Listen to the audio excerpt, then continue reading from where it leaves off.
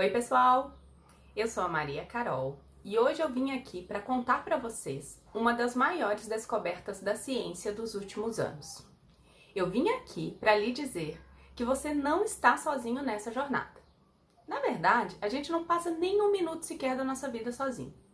Logo que a gente nasce, a gente já recebe de presente da nossa mãe aqueles que serão nossos melhores amigos por toda a vida.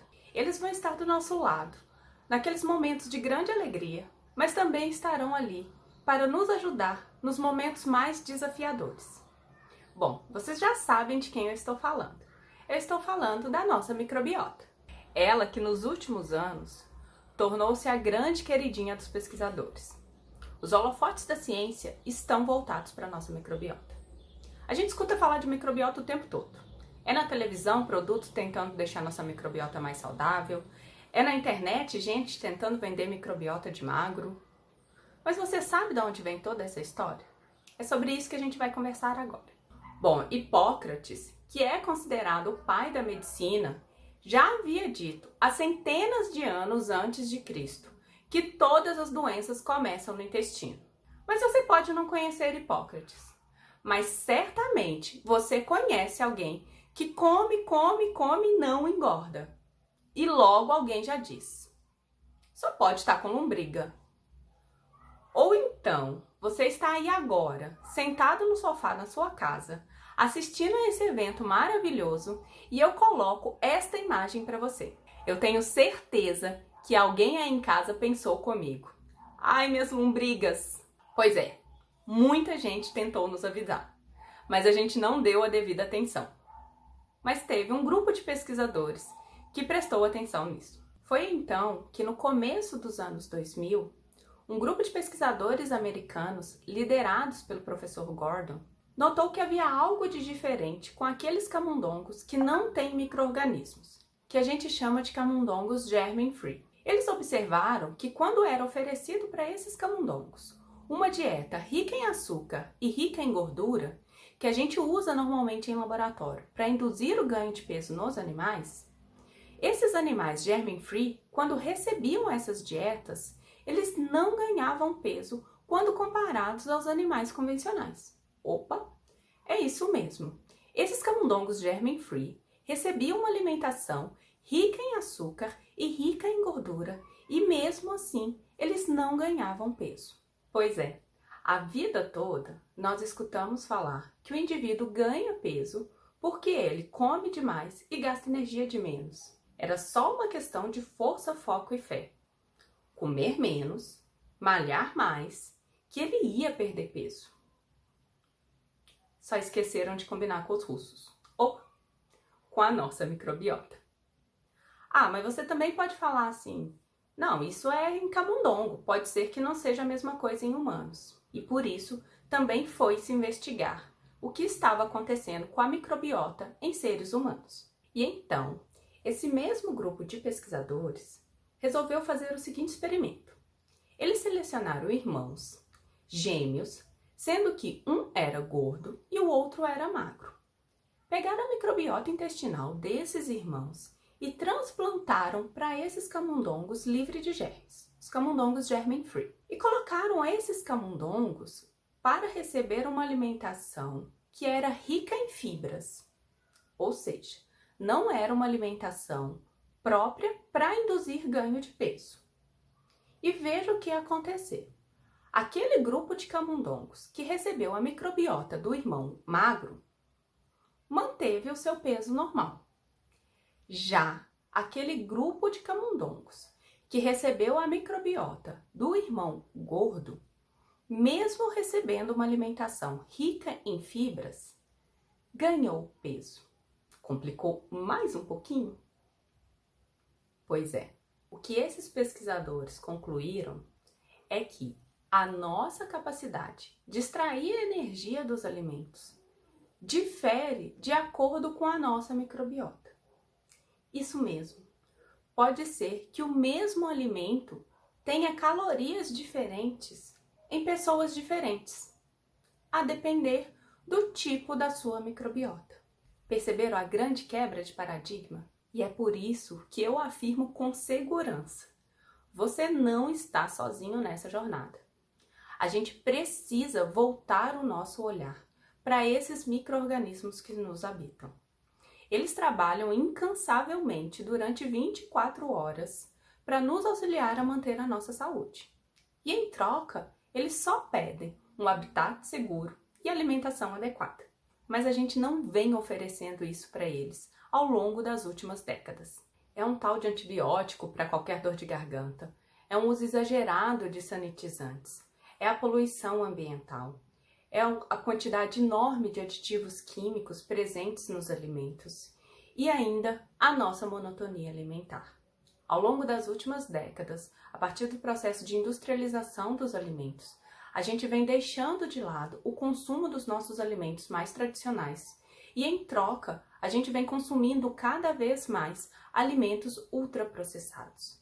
E a gente sabe que esses alimentos ultraprocessados, eles são formados basicamente pelos mesmos tipos de alimentos, o que contribui muito para a nossa monotonia alimentar.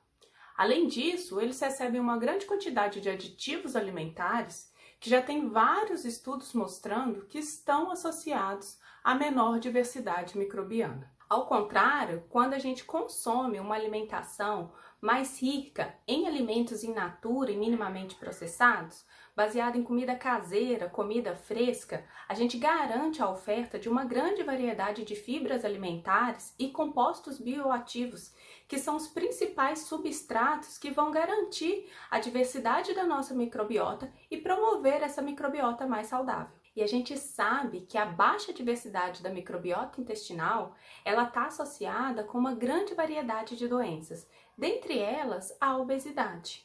E a gente precisa agir, mas a gente precisa agir o quanto antes. Veja o que mostrou pra gente esse outro estudo. Eles estudaram 3 gerações de camundongos e dividiram esses camundongos em diferentes grupos. Em um desses grupos, os camundongos receberam uma dieta rica em fibras. E as 3 gerações mantiveram uma diversidade microbiana intestinal adequada. Já o outro grupo, eles ofereceram uma dieta pobre em fibras. E a primeira geração de camundongos teve uma redução na diversidade da sua microbiota intestinal. A segunda geração teve uma redução ainda maior. A terceira geração ainda mais. E então, eles pegaram esses camundongos que tinham recebido uma dieta pobre em fibras e ofereceram a esses camundongos agora uma dieta rica em fibras. Vejam só, a primeira geração desses camundongos conseguiu alguma recuperação da diversidade da sua microbiota intestinal. A segunda geração conseguiu uma recuperação menor. A terceira geração já quase não conseguiu mais recuperar a sua diversidade microbiana. Bom, a partir do resultado desse estudo, dá para a gente imaginar o que está acontecendo com a nossa população. Por que a cada nova geração fica cada vez mais difícil tratar a obesidade? E por que nenhum país até agora conseguiu reverter o seu avanço? A gente precisa voltar o nosso olhar para a nossa microbiota e definitivamente entender que a gente não está sozinho nessa jornada. Mas depois de tudo isso que nós conversamos aqui hoje, eu sei que vocês devem estar se perguntando: qual a saída? E para isso, eu elaborei o abecedário da microbiota saudável, que é para vocês não esquecerem mais. Então vamos lá. O primeiro deles, A. Amamente. O aleitamento materno é um dos principais fatores associados à estrutura de um microbioma mais saudável. Por isso, promover, proteger e incentivar o aleitamento materno para que essa mãe consiga amamentar exclusivamente até os 6 meses de idade e complementando até os 2 anos de idade ou mais é fundamental para que essa criança, no começo da vida, forme uma microbiota saudável que irá acompanhá-la ao longo de toda a vida. B. Brinque. O contato com a natureza, com pets, com o solo, com rios, é fundamental para promover essa maior diversidade microbiana, seja na infância ou ao longo de toda a vida. C. Essa é uma das letras que eu mais gosto. Não porque é a inicial do meu nome, mas porque é uma das mais importantes. Cozinhe. Quando a gente cozinha, a gente consegue selecionar melhor os alimentos que nós iremos consumir. Quando a gente cozinha, a gente come mais comida fresca, comida caseira e, consequentemente, a gente está comendo mais alimentos in natura e minimamente processados. Então, esse é um dos principais hábitos que vai garantir que a gente tenha uma alimentação mais adequada.